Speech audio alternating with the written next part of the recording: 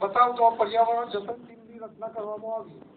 ત્યારબાદ લોકભાગીદારીથી અને વન વિભાગ ઈડનના સહયોગથી 1200 રોપા રોપવામાં આવ્યા, જેમાં ગામના દાતાઓ તરફથી ડ્રીપ પરતો એરિગેશન કરવામાં આવ્યું અને રોપાઓને દત્તક આપવામાં આવ્યા। અમારો ઉદ્દેશ ગામને હરિયાળું બનાવવું। નેક્સ્ટ, પ્રવાસન અને હેરિટેજ ક્ષેત્રે કામગીરી। ધાર્મિક, શૈક્ષણિક, સહકારી, ઐતિહાસિક અને કૃષિને લગતા પ્રવાસોનું અવારનવાર આયોજન કરવામાં આવે છે। નેક્સ્ટ, મહિલા સશક્તિકરણ અંગે કરેલ કામગીરી। સખી મંડળ કાર્યરત છે।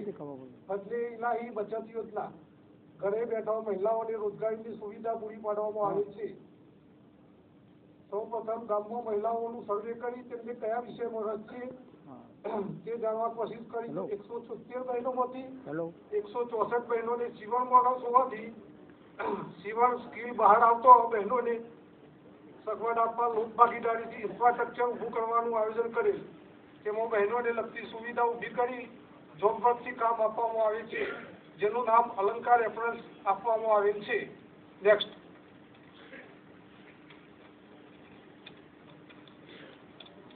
વ્યસન મુક્તિ સામાજિક કુરિવાજો ક્ષેત્રે કામગીરી। Health awareness programme.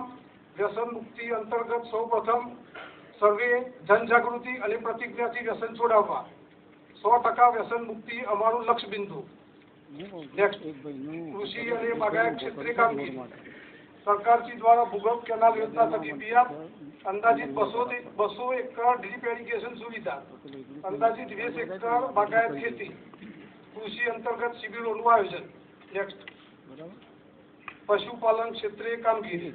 સભાસદોની સંખ્યા 135, દૈનિક દૂધ ગાયનું 1225, ભેંસનું 610 લીટર, ગાયની સંખ્યા 200, ભેંસ 100, બળદ 50। અવારનવાર પશુ કેમ્પનું આયોજન। 100% રસીકરણ। દૂધ ભરાવતા 1 થી 3 નંબરોને પ્રોત્સાહન ઇનામ, બલ્ક મિલ્ક પુલિંગ સુવિધા। નેક્સ્ટ, આગામી અમારું આયોજન પ્રી પ્લાનિંગ। 10,000 ચોરસ ફૂટમાં ગાર્ડનનું આયોજન, ગામમાં વાઈફાઈ સુવિધા ઊભી કરવી, સોલર લાઇટની સુવિધા, સીસી રોડનું લક્ષ્ય પૂરું કરવું, નવીન સગવડ ધરાવતું પંચાયત મકાન બનાવવું, ડસ્ટબિન ડોર ટુ ડોર, ઘન કચરાના નિકાલ માટે ટ્રેક્ટરની સુવિધા, કૃષિ ગોડાઉન ગામને સીસીટીવી કેમેરાથી સજ્જ કરવું, સોલર વીજ યોજના, ટ્રી ગાર્ડ સુવિધા ઊભી કરવી। છેલ્લે અમારું મુખ્ય લક્ષ્ય સ્વચ્છ સમૂહ ગામ બનાવવું। અંતમાં આપણે મને શાંતિથી સોંપડ્યું તે બદલ આપનો આભાર। જય Hind. Thank you very much. આપણે જોઈએ